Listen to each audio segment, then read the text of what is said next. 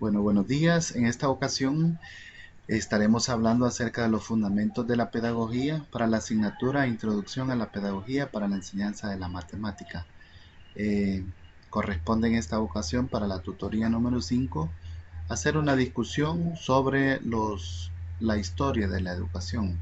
Y esto es muy importante para cuando queremos dedicarnos a la enseñanza, ya que nos muestra cómo la educación ha ido cambiando a lo largo de las épocas, cómo algunos aportes han sido muy importantes para que la educación sea tal y como ahora la conocemos. Y por supuesto, pues esto nos tiene que servir para tener una conciencia social sobre qué es el objetivo, tanto de la instrucción, la escolarización, como la educación. Así que buenos días a todos y hablaremos sobre Introducción a la Pedagogía para la Enseñanza de la Matemática, Fundamentos de la Pedagogía. Bueno, ¿qué es lo que vamos a discutir en esta ocasión? Un poco sobre la historia general de la educación. Veremos cómo se ha ido cambiando a lo largo de la historia en diferentes países, desde Egipto, Grecia, Roma, y cómo diversas actividades del ser humano han ido modificando para que pueda esto cambiar. Por ejemplo, en Egipto, en Grecia y en Roma. El documento nos hace una descripción muy detallada históricamente de lo que sucede esto y cómo la educación ha ido cambiando. Bueno, de hecho nos habla hasta de acerca de qué se refiere con la palabra historia. Según el documento, aunque no se encuentra aquí en la presentación, eh,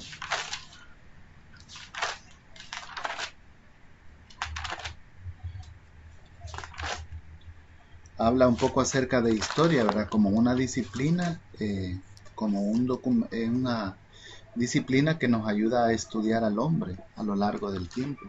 Entonces, en este caso, estamos hablando de cómo este hecho educativo ha ido cambiando, lo que tiene que ver con respecto a la educación. Y esta es una breve introducción. Podemos comentar, ¿verdad?, de que lo que menciona el documento es que desde la antigüedad, desde la prehistoria, ¿verdad?, hace muchos miles de años, el hombre siempre ha tenido como único fin la subsistencia, y esto ha hecho pues de que se busquen actividades que puedan prolongar las maneras de supervivencia. Ya en la antigüedad el hombre, aunque no vivía en sociedad, sino que servía en pequeñas familias o grupos que se dedicaban a la pesca, la recolección o la caza. Entonces, esto nos da la idea pues de que fue la necesidad que fue motivando al hombre a poderse organizar. El hombre fue aprendiendo, dice, a mejorar sus técnicas de supervivencia. Por ejemplo, nos imaginamos, como muestra la ilustración, ¿verdad?, la necesidad de cazar, por ejemplo, aunque quizás las primeras veces tuvieron que haber sido muy difíciles, pero posteriormente, después de varios intentos, el hombre perfeccionó la técnica. Y así fue como los grupos humanos, como aquí dice, tuvieron que aprender a trabajar en sociedad y quizás ir perfeccionando esta técnica y transmitiéndola también a sus futuras generaciones. En estos albores de la humanidad dice que es posible encontrar esos inicios de la educación que nos interesan. Por ejemplo, si había una nueva técnica para cazar, esta se seguía transmitiendo a las generaciones, de padre a hijo, de abuelo a hijo. Y la técnica de la enseñanza es rudimentaria pero efectiva, personal y práctica.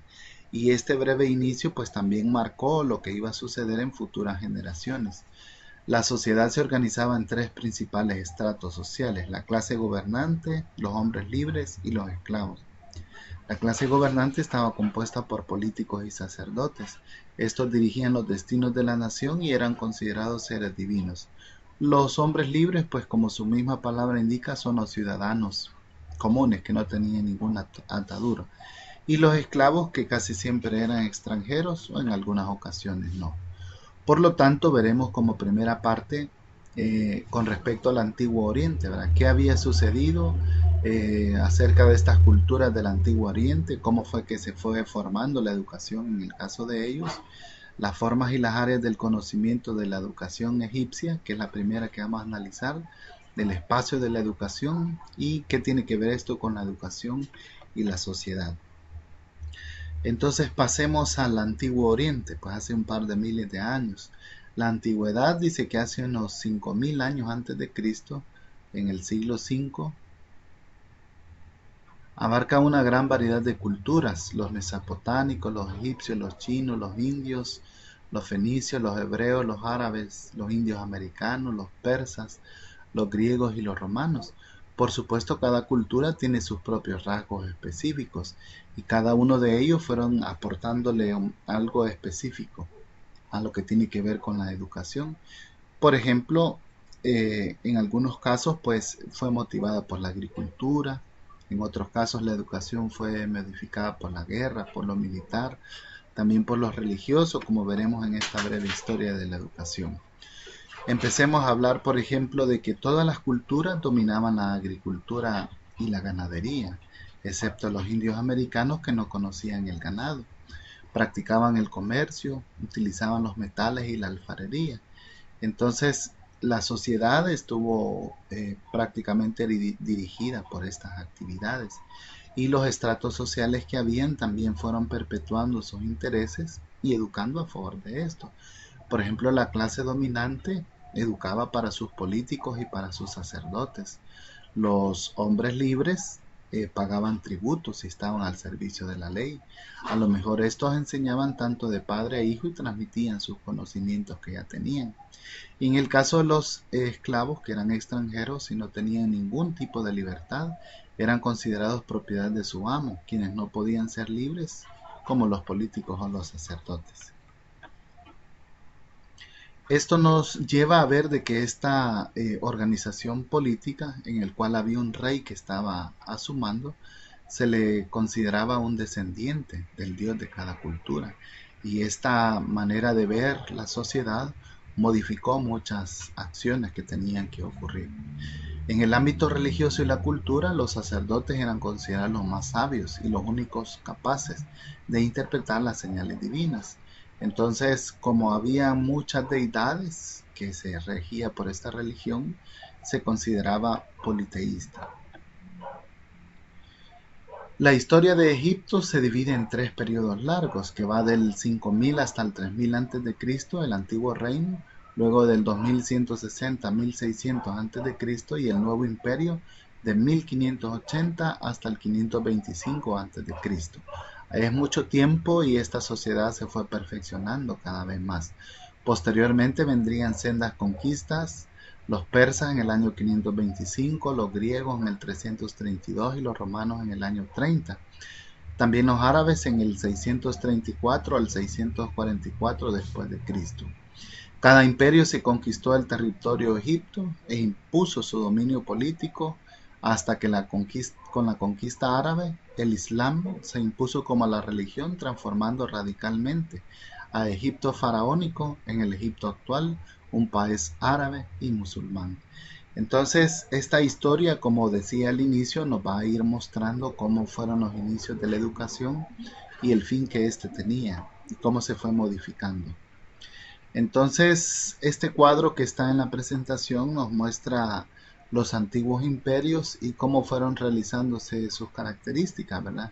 Nos importa un poco las características porque lo que llegó a ser una gran potencia egipcio tenía prosperidad, ¿verdad? Sus construcciones lo revelan, y fue un imperio que se caracterizó por tener buenas guerras e invasiones. Se expandió su territorio por medio de los faraones que existieron, ¿verdad? Y hubieron muchas provincias que cayeron a manos de los egipcios. Ahora, de mucho interés para la educación es cómo estaba estratificada la sociedad de los egipcios.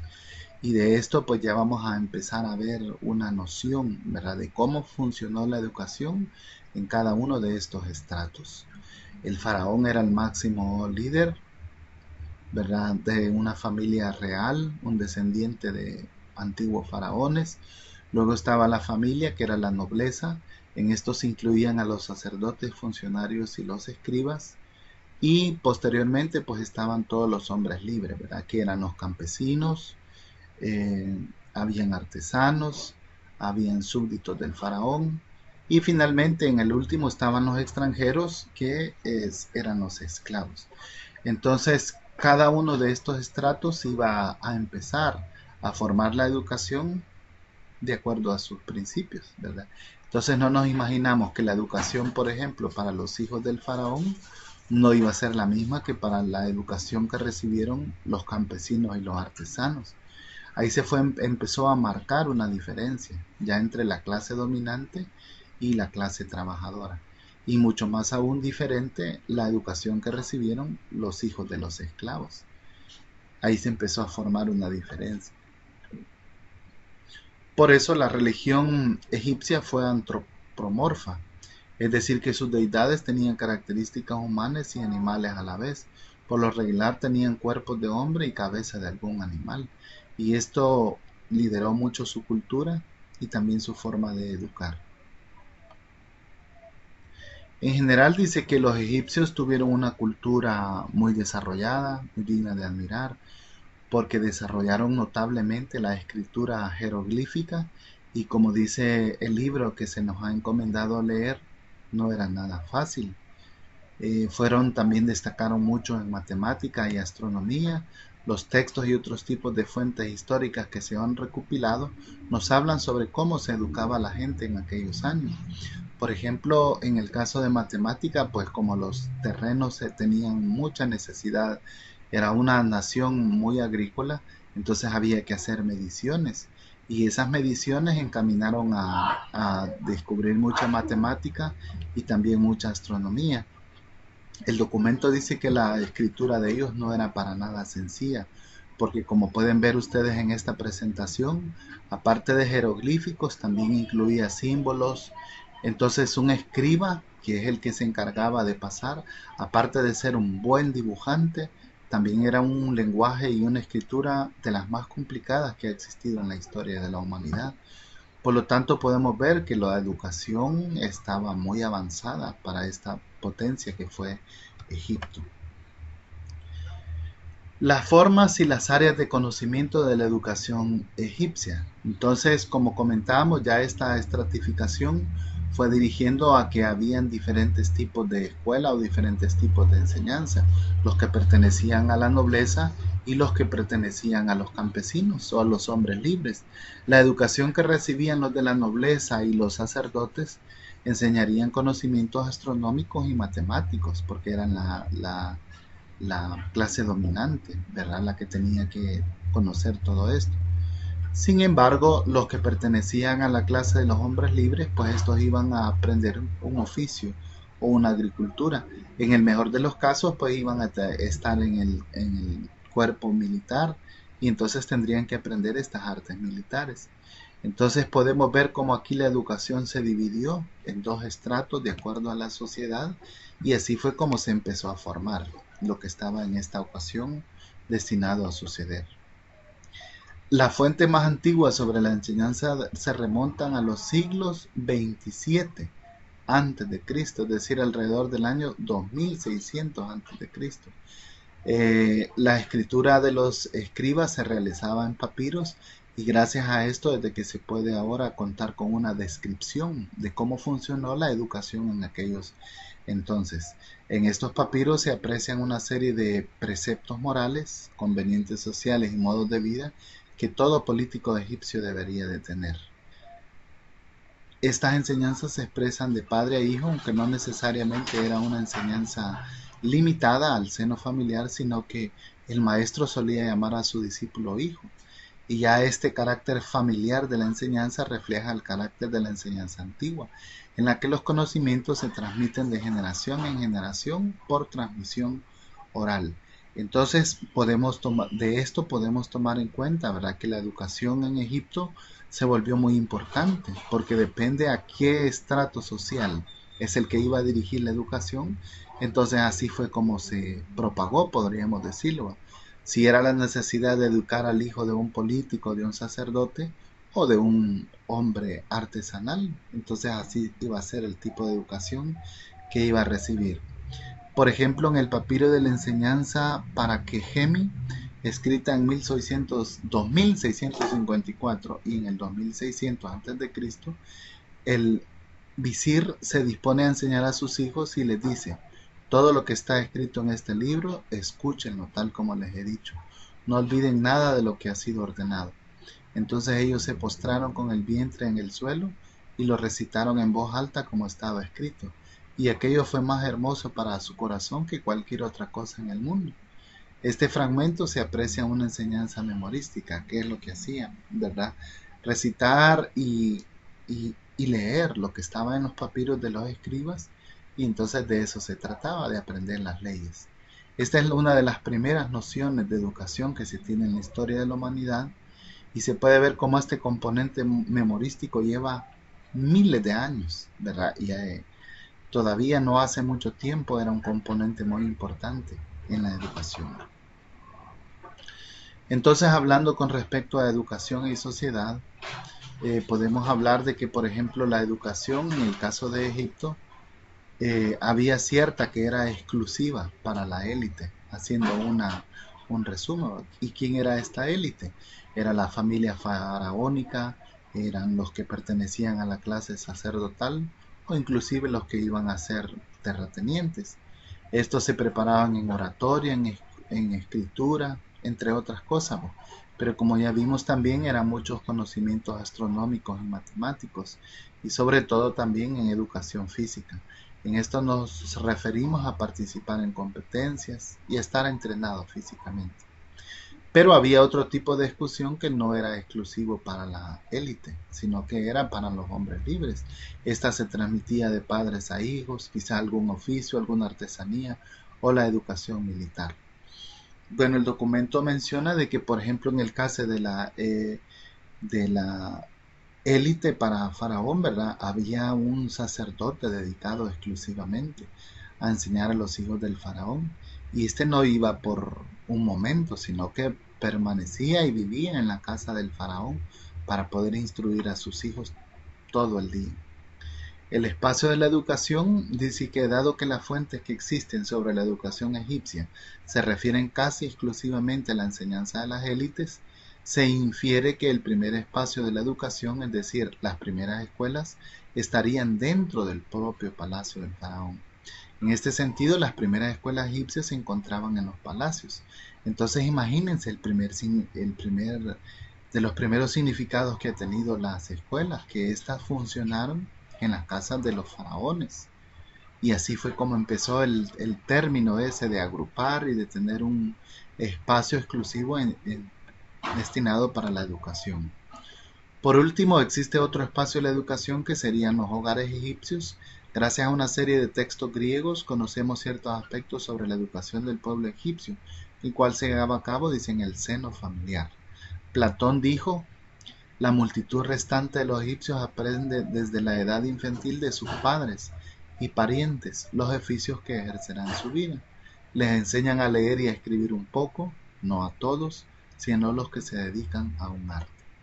Entonces este breve escrito por Platón ya nos transfiere mucho de lo que hemos estado hablando, que la educación para la mayoría de clases en Egipto se transmitía en el hogar, de padre a hijo.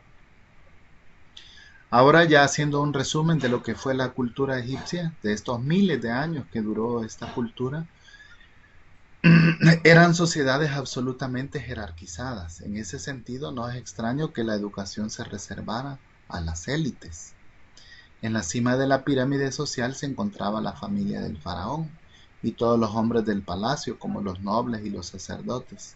Solo estos tenían el privilegio de recibir educación, que abarcaba una serie de normas de conducta y aspectos cívicos de la oratoria, la escritura y la educación física. Y entonces ahí hemos discutido un poco acerca de cómo fue el primer inicio en esta gran potencia que fue Egipto. ¿Verdad? ¿Qué nos llama la atención? Que por ejemplo, ahora, si hacemos un resumen, imagínense cuánto ha cambiado la educación, ¿verdad? Para los que pretendemos dedicarnos a la enseñanza, esto nos tiene que motivar, ¿verdad? Para ver de que ahora en día la educación es más accesible para muchos estratos. Y también que no debemos caer en ese error del pasado, ¿verdad? Que tiene que ser que se trataba solo de memorizar. En la segunda potencia, que fueron los griegos, hablaremos un poco sobre el panorama histórico de la Grecia antigua la educación arcaica, la educación clásica y cómo esto tuvo que ver con respecto a la educación y a la sociedad. Veamos el panorama histórico de Grecia. Entonces nos estamos ubicando en una sociedad que principalmente se caracterizó por la pesca del atún y el cultivo del olivo y el vid. Ya habían pasado muchos miles de años y la sociedad ya tenía otros intereses y otras ocupaciones. Los primeros habitantes fueron los cretenses. Lograron forjar grandes ciudades como Knossos, Micenia y Troya, y la religión era íntima. También durante esta época primitiva, por ejemplo, Homero en el siglo IX a.C. recogió una serie de cantares de la tradición oral para formar la Ilíada, esta famosa obra, y la Odisea, principales obras literarias de la cultura occidental, hacia el siglo VIII a.C. Se han encontrado vestigios de una fuente de migración griega en la que se expandieron y colonizaron el Egeo, o sea, Asia Menor, el Mar Negro, el norte de África, el sur de Francia, España e Italia. Fue una colonia muy grande y esta potencia pues se distinguió por ser muy fuerte. Entre el año 1800 y 1100 a.C. se establecieron una serie de grupos que se consideraban a sí mismos griegos, pero cada cual tenía su propia patria: aqueos, dorios, macedonios, jonios y eolios. Los aqueos fueron quienes protagonizaron la conquista de las ciudades cretenses. La más famosa fue la guerra de Troya en el año 1200 a.C. y los dorios por su parte conquistaron la región del Peloponeso, donde se encontraba Esparta, la ciudad principal. En cambio, los jonios se establecieron en África y en Atenas. Esto pues es un poco más conocido para nosotros en la cultura y nos muestra de que llegó a ser una potencia muy desarrollada y muy fuerte en guerras y en conquistas. ¿Qué, ¿Cómo incidió toda esta cultura de ellos en la educación? Pues eso es a lo que queremos llegar. Cada ciudad griega tenía un estado propio, es decir, nunca existió una unidad política griega, pero se identificaban por medio de la lengua y la religión, es decir, el mismo idioma. Y las ciudades pues encabezaban a un rey a su vez, que fungía como jefe militar, juez y sacerdote. Por otro lado, el comercio fue muy fuerte, ¿verdad? Y fueron en contacto con los fenicios. Esto desarrolló la necesidad de tener un alfabeto para su idioma.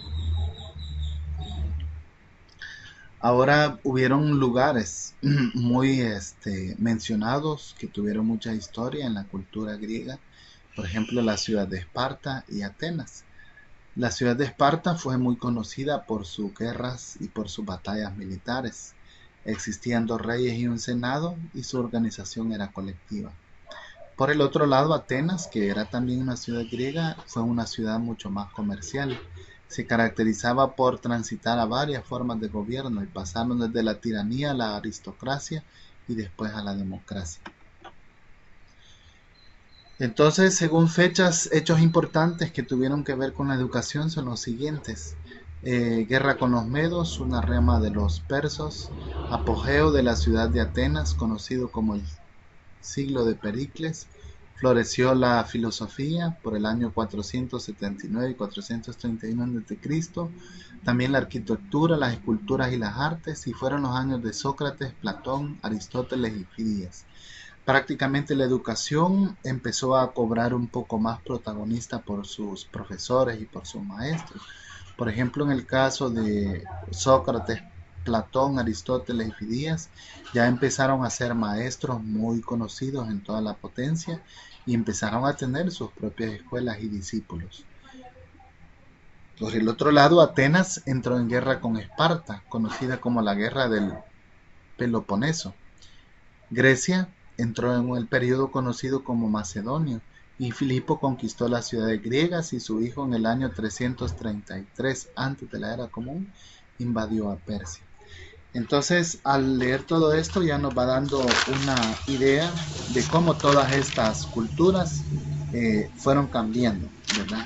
Ahora nos interesa reconocer qué ocurrió con la educación y la sociedad. La educación arcaica. De nuevo, para esta potencia también ocurrieron algunas educaciones que estaban destinadas a las diferentes formas en que se había organizado la sociedad. Había élite, ¿verdad?, que era la clase dominante. Luego, posteriormente, estaban los hombres libres, que eran los griegos, tenían su nacionalidad griega. Y finalmente, que eran los esclavos. Claro está, ¿verdad? Cada quien recibía la educación que necesitaba de acuerdo a sus posibilidades. Por ejemplo, los élites se preparaban para las artes, como ya vimos, la arquitectura, la astronomía y las bellas artes, la gimnasia, ¿verdad? Esto fue muy importante, y las artes políticas. En esto era como habla el documento, en tanto dice que era muy conocida la expresión el saber decir y el saber hacer. El saber decir se refiere al arte político, de expresarse y de darse a conocer. Y el saber hacer se refería a esa condición física necesaria para toda clase élite. De hecho, fueron muy famosas las competencias olímpicas para la cultura griega. Luego, posteriormente, los hombres libres, la educación que recibían era un poco más hogareña, por así decirlo. Era una variedad de oficios mediante la imitación que se transmitía de padres a hijos. Y los esclavos, pues estos no tenían ningún tipo de educación, porque no era un estrato que estuviera destinado para esto. Las obras de Homero y Hesíodo nos revelan mucho sobre el tipo de educación que existió para estas épocas. Según Homero, dice que había una distinción, como les comentaba, entre el decir y el hacer. El decir corresponde al arte de la política, mientras que el hacer al arte de lo militar. Y Hesíodo muestra la moral y la sabiduría campesina y pone énfasis en el valor del trabajo. Estos dos escritores pues hablaron mucho sobre la cultura griega y nos revelan, ¿verdad?, de esa componente fuerte que tuvo la cultura griega, que se educaba de esta manera. La educación clásica.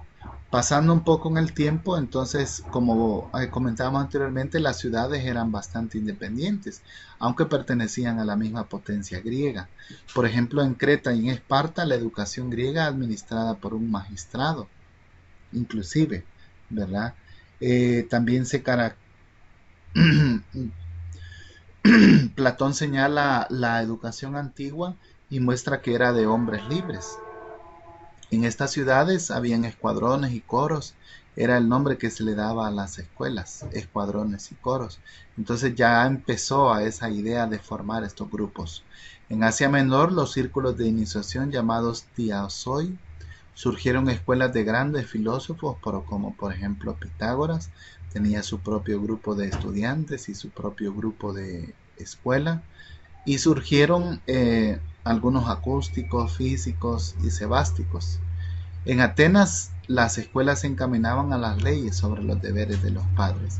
Entonces podemos ver ya cómo toda esta educación funcionaba, ¿verdad? Y hablando sobre esto, era muy común en las escuelas los castigos corporales, la instrucción del maestro. Entonces, y Sócrates, por ejemplo, hablaba sobre la enseñanza en la oratoria, y la gimnasia fue el pilar de la educación griega. Era muy considerado la gimnasia, ¿verdad? Y tanto la educación física. La escuela del alfabeto era una escuela pública, y también el maestro tenía un gran número de estudiantes en esta potencia.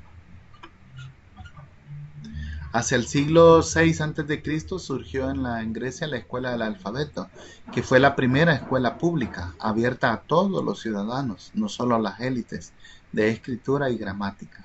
Entonces aquí ya la sociedad empezó a funcionar con algo con lo que nosotros ahora actualmente estamos un poco más familiarizados.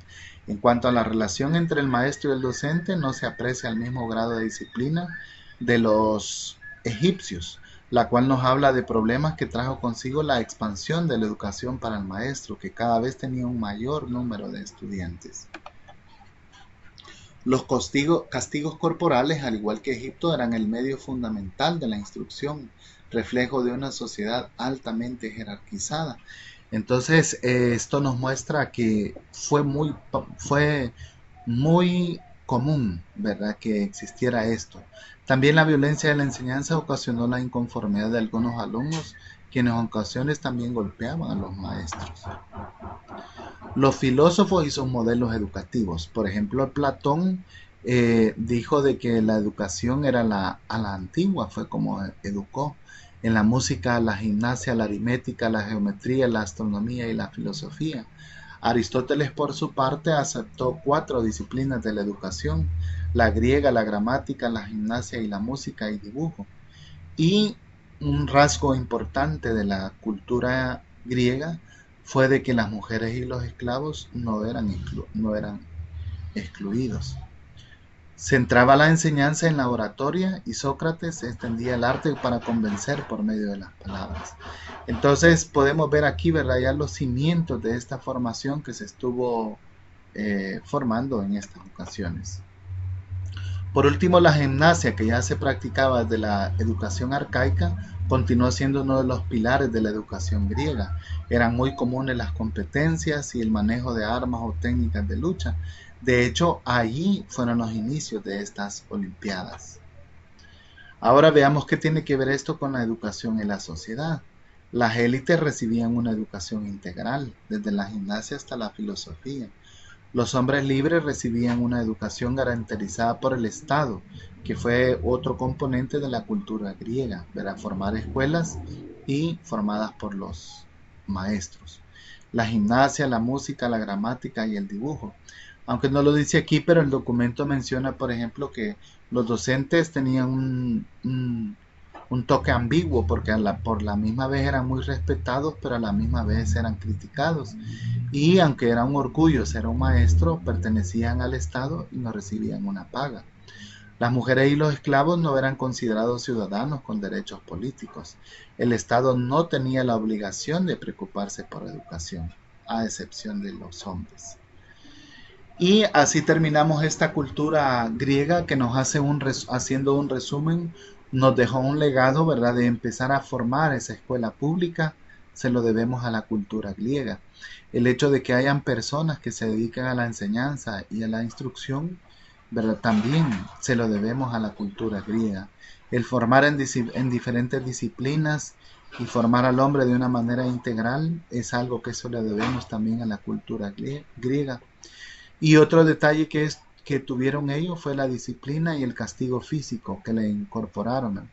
La educación en la cultura griega fue muy valorada, especialmente para los hombres, ¿verdad? Ese quizá fue un detalle oscuro, que no fue la educación universal para todos, sino que fue excluyente. Pasamos entonces ahora a continuación a hablar acerca de la cultura de Roma. Pues tenemos que ver un poquito acerca de lo que tiene que ocurrir con tanto su cultura, las áreas del conocimiento, la educación y la sociedad.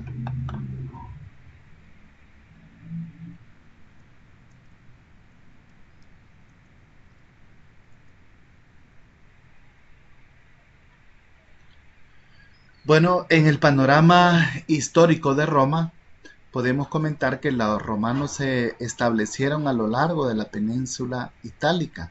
La geografía de esta zona se caracteriza por tener como frontera natural los Alpes, que los separaba de las tribus europeas como los celtas, los galos y los germanos. Los primeros pobladores de este territorio fueron los griegos, que fundaron ciudades como Tarento, Crotona y Nápoles. Los ítalos, una rama proveniente de los indoeuropeos. Y pues Roma fue alrededor del año 9 a.C., tras una fusión entre los latinos y los sabinos. De acuerdo con las leyendas romanas, Rómulo fue el fundador legendario y primer rey de Roma, ¿verdad? Esa fue una monarquía de su primer rey latino que existió para esta potencia. Los rasgos culturales de los griegos: empezó esta monarquía del siglo 9 hasta el 6 a.C. Solo los hombres libres podían decidir la política de la ciudad. Desarrollaron más arte de la política desde sus orígenes, y los grupos sociales fueron los patricios y los plebeyos. Con los patricios se refería a los hombres que tenían derechos políticos, y los plebeyos eran la clase trabajadora o artesana. Se convirtió en república del siglo VI hasta el primero antes de Cristo. ¿Qué sucedió en esta época? Bueno, veamos lo que dice la lámina a continuación.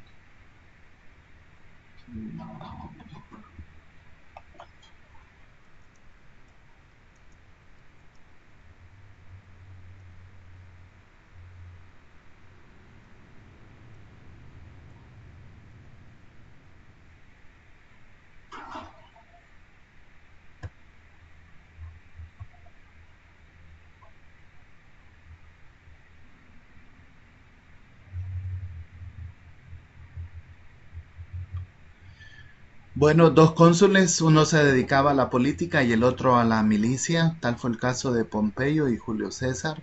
También la estratificación social, habían procónsules, senado, patricios, plebeyos y esclavos. Y a partir del siglo V antes de Cristo comenzó la conquista de la península itálica.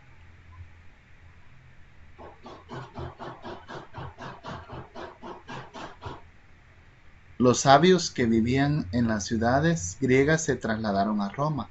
Roma es considerada una continuación de la cultura griega, es decir, porque fue su base, fue su fundamento. Y también se dio el fenómeno de las luchas y los circos, que es muy común sobre los gladiadores, y estalló una rebelión de los esclavos encabezada por Espartaco. La muerte de Julio César por un grupo de senadores encabezados por Bruto. Segundo triunvirante fue Antonio, Lépido y Octavio. Esta idea de la república ya nos da lo turbulento que fue la historia de Roma, ¿verdad? Para que pudieran conectarse.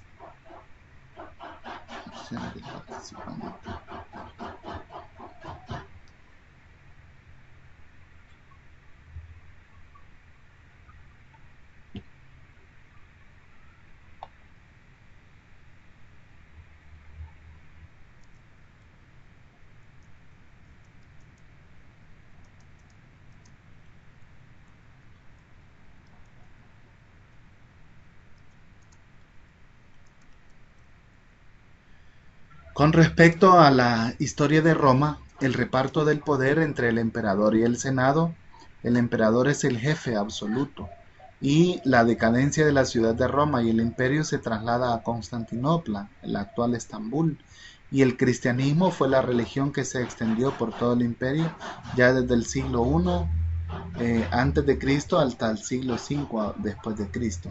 Entonces ya Roma se convirtió en una potencia y todo este tipo de que cambió, ¿verdad? Ya por ejemplo hablamos de emperadores, hablamos de clases sociales y esto tiene que ver con su educación.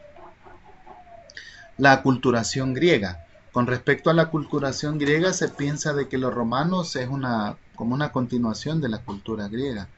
Puede ser cierto, ¿verdad? Que se trate de una mera repetición.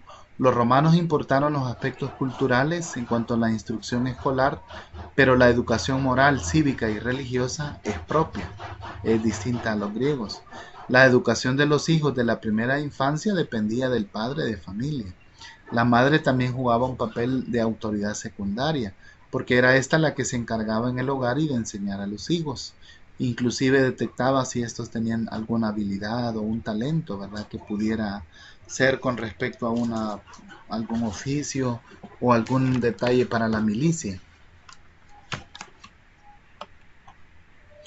La aculturación tiene que ver con respecto de los romanos, porque los castigos corporales continuaron siendo prácticas de la educación y alrededor del siglo III antes de Cristo los testimonios hablan sobre la resistencia a la enseñanza de las disciplinas como la gramática. No obstante, la escuela romana dice que al estilo griego triunfó en todo el imperio, gracias a lo que se institucionalizó, por lo que era obligatorio para los romanos asistir a la escuela. Este fue un detalle nuevo de la escuela romana que incluyó, ¿verdad?, bajo ley de que era obligación enviar sus hijos a la escuela. Y fue así como nació algo propio del imperio romano. Las áreas del conocimiento de los romanos fueron, por ejemplo, el alfabeto, tenía que ver con leer y escribir, la gramática, que era la expresión oral y lectura clásica y cultura general, las músicas, las matemáticas, la astronomía, la retórica, la poesía, la filosofía y la educación física. Las escuelas romanas también se conocían como escuelas de gramática, en donde los alumnos aprendían aspectos de todas las áreas de conocimiento. Y podemos observar en la lámina, ¿verdad?, que nos da la idea de cómo era una escuela romana, en cual no había un corpus autónomo de cada una de las disciplinas, sino que se partía de la lectura e interpretación de los textos. Es decir, el maestro ponía a los alumnos a leer algo, pues si estos tenían que hacerlo, ¿verdad? Con sus propios textos, no importaba si se trataba de poesía o de matemáticas. Cada una de ellas, pues podemos observar que tenía sus propios componentes, tanto la matemática, la gramática, el alfabeto y la educación física. Ahora, ¿qué tiene que ver esto con la educación en la sociedad? Bueno, la educación en la sociedad romana era pública, por ende el Estado solo estaba obligado a garantizar el acondicionamiento de espacios para la instrucción, pero aparte de esto también tenía que pagar un salario a los profesores, y este fue un legado de la cultura romana. Los primeros reconocimientos públicos a los maestros y a las escuelas, después de las resistencias patrióticas a la aculturación griega, datan de la época de Julio César, quien reconoció la ciudadanía romana a todos los que ejercieran el oficio de maestro. Dice el documento de que fue llegado a conocer algo muy respetado, el ser un maestro, y, y el hecho de recibir un salario que ellos otorgaban ese título, pues también ya otorgaba cierto nivel a los maestros. Por otro lado, de la educación romana se tiene documentada una de las primeras críticas a la educación. Existen testimonios en los que se acusa a la escuela de ser aburrida, cruel en los castigos corporales y con contenidos alejados en la vida cotidiana. Esto pues fue también un componente nuevo porque fue la misma sociedad romana quien empezó a hacer críticas a la cultura romana. Y el cristianismo tuvo mucho que ver, ¿verdad?, con esta cultura, como muestra esta imagen que podemos observarla.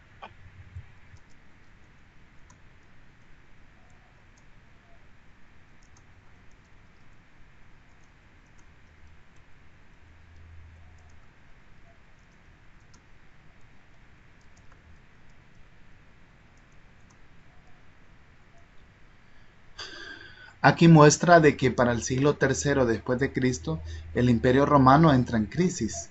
La extensión del imperio y su burocracia llevó a la bancarrota a los emperadores romanos y la crisis económica empobreció a la población romana, quienes fueron blanco fácil de la nueva religión cristiana, que predicaba valores como la humildad y la pobreza, aspectos que correspondían con la realidad del pueblo romano.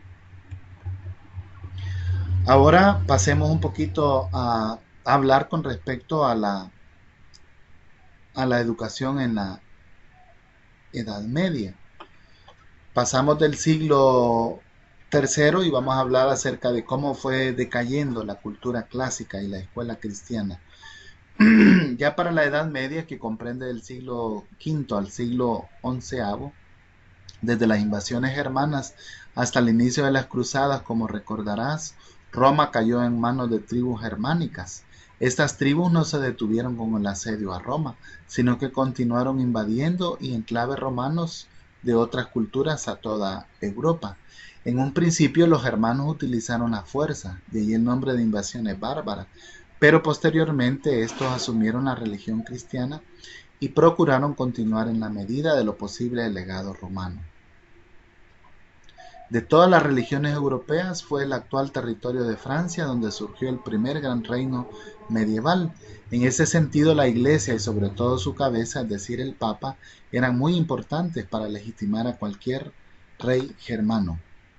Entonces, ahí por el siglo IX, Carlos Magno inició una serie de exitosas campañas de conquista y cristianización en un florecimiento cultural reconocido como reconocimiento carolingio y la sociedad medieval claramente definida. Hubieron feudos, torneos caballerescos y cristianismos. Para el siglo IX al siglo X, los vikingos provenientes de Escandinavia atacaron y se establecieron en el norte de Francia, Sicilia, Groenlandia e incluso llegaron a las costas del norte de América. La importancia de las invasiones vikingas fue el sembrar el terror por todos los feudos. Paradójicamente, esto reforzó las estructuras del feudalismo, pues los siervos buscaron la protección de los señores feudales de las oleadas vikingas. Nuevos clímax en la Edad Media, ya para el siglo XI al siglo XIII, un nuevo papado, reyes, servidumbre, feudalismo y torneos, épocas en las que surgieron los principales estilos arquitectónicos que caracterizan a la Edad Media, el estilo romántico y el gótico. Surgieron las primeras universidades en el mundo, prácticamente cada reino medieval tenía su propia universidad. Y, por ejemplo, figuras intelectuales que destacaron en esta época, está, por ejemplo, Santo Tomás de Aquino, que fue un máximo exponente de la escolástica, que es una rama de la filosofía que busca por medio del raciocinio conciliar el conocimiento de los clásicos con la Biblia. Roger Bacon se caracterizó por exigir la experimentación y la observación para llegar a la verdad y el acontecer del pensamiento científico moderno. Dante Alighieri, La Divina Comedia, síntesis de la cultura medieval, pues refleja los temores y las pasiones de esta época. Y podemos empezar a hablar que ya para esta fecha se empezó a tener una decadencia de la cultura clásica, comenzó la popularización del cristianismo y después de las invasiones bárbaras o hermanas, el imperio romano de Occidente dejó de existir, aunque conservó en Roma la sede de la máxima autoridad cristiana, el papado. En el campo de la instrucción, a partir del siglo VI se aprecia un proceso gradual y simultáneo de la decadencia de la educación clásica y la formación de una escuela cristiana del imperio romano. En un principio, los hermanos, quienes ya eran cristianos, intentaron remanizarse en el ámbito educativo. Por otro lado, existían hermanos que evitaban que sus hijos asistieran a las escuelas romanas, porque éstas no aprendían las virtudes militares. Entre los principales exponentes de esta cultura griega está Homero, Esquilo, Sófocles, Esofo, Heraclo y Roma Virgilio. La decadencia de la escuela greco-latina se aprecia en todos los niveles educativos, entre los propios hombres de la iglesia, quienes eran los más cercanos al estudio, y por tanto los más cultos. Se conocían buena parte de los clásicos, ¿verdad? Ovilio, Romero o Virgilio, ¿verdad? Que también fueron épocas. La desatención de la cultura greco-latina fue general, incluso en lo que quedaba del Imperio Romano en Oriente, en el Imperio Bizantino, con sede en Constantinopla, hoy Estambul. En 529 el emperador Justiniano se vio obligado a cerrar la escuela filosófica de Atenas. Entonces podemos ver cómo la escuela tuvo este momento de crisis por el descuido de la cultura. Finalmente la educación y la cultura clásica, ya en decadencia desde el siglo III, era para el siglo VI, había llegado a su fin prácticamente, ¿verdad? Y nos corresponde ahora hablar de esta época en adelante que va a ser con respecto a la escuela cristiana.